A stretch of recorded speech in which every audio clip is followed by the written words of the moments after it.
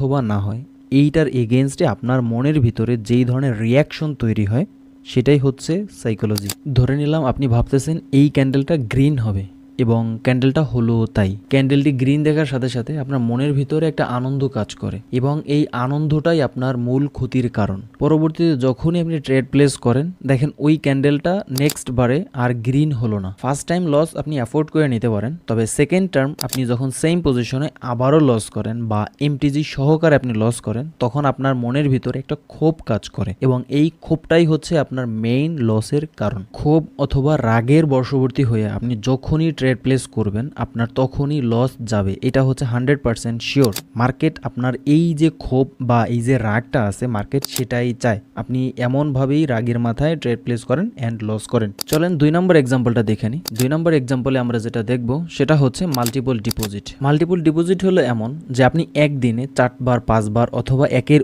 অধিক যে ডিপোজিটগুলো করেন সেটা হচ্ছে মাল্টিপল